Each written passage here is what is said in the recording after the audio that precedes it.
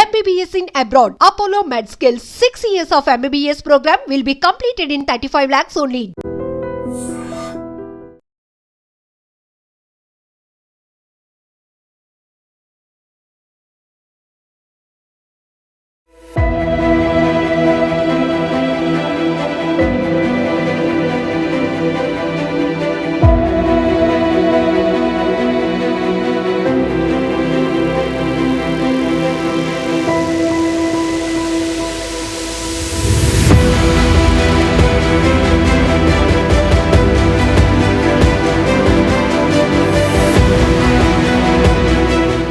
విజయనగరం జిల్లాలో విషాదకర ఘటన జరిగింది.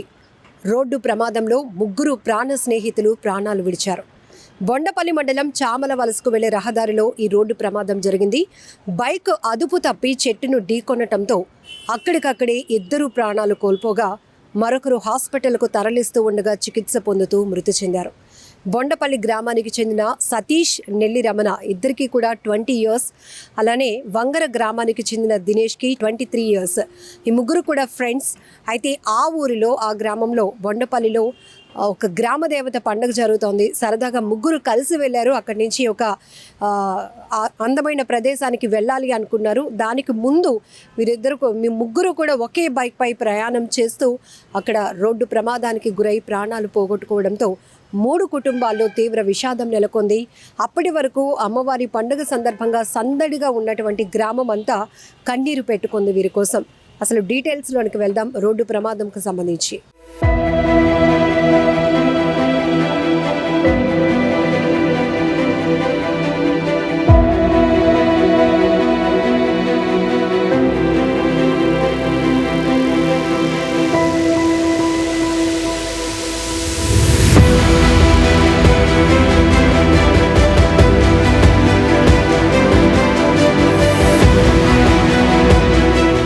బొండపల్లి యాతపేటకు చెందిన నెల్లి రమణ, పురం సతీష్, దత్తి రాజేరు మండలం వంగర గ్రామానికి చెందిన బుత్తల దినేష్ ముగ్గురు ప్రాణ స్నేహితులు.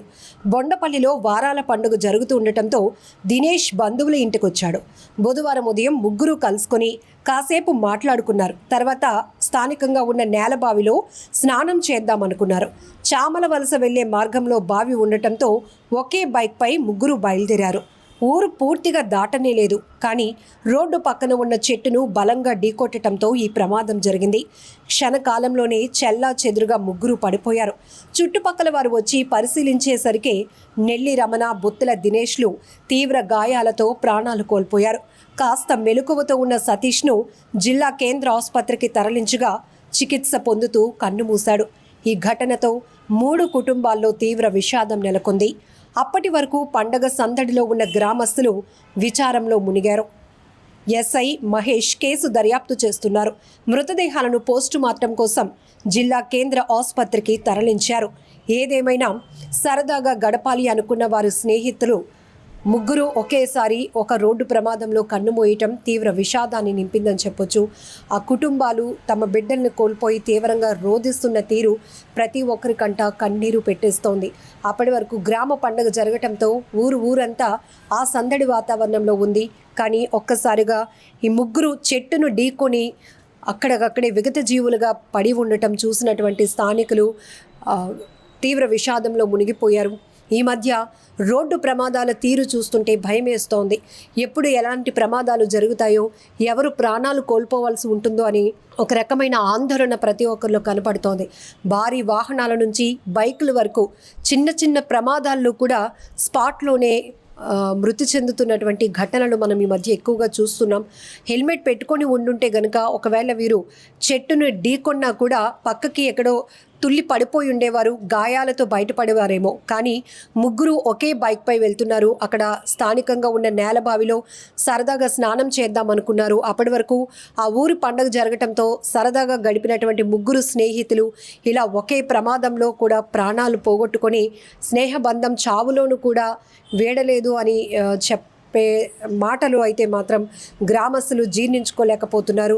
ముగ్గురు ఇక్కడ బొండపల్లికి చెందినటువంటి సతీష్, నెల్లి రమణ, అలాగే పక్క ఊరు వంగర గ్రామానికి చెందినటువంటి దినేష్, ముగ్గురు కూడా చాలా ఫ్రెండ్షిప్తో ఉంటారు. ఈ ముగ్గురిని చూస్తే చాలా హ్యాపీగా ఉండేది. ఎవరి విధికి కన్ను కుట్టిందా ఏమో తెలియదు, కానీ పాపం అప్పటి వరకు సరదాగా గడిపినటువంటి వాళ్ళు ఆ సరదా కోసమే స్నానానికి వెళ్దాం అనుకున్నారు, కానీ ఇలా తీరని లోకాలకు వెళ్ళిపోతారని ఎవరు ఊహించలేదు. ఈ ఘటనతో ఒక్కసారిగా గ్రామం అంతా కూడా విషాదంలో వెళ్ళిపోయిందని చెప్పొచ్చు. కుటుంబ సభ్యులు, కన్న తల్లిదండ్రులు రోధిస్తున్న తీరు గుండెలు అవిసేలా తమ బిడ్డల కోసం వాళ్ళు రోధిస్తున్నారు. అది కూడా ఎదుగొచ్చిన పిల్లలు 23 ఏళ్ళ దినేష్, అలాగే నెల్లి రమణ, సతీష్, ఇద్దరికి 20 సంవత్సరాలు.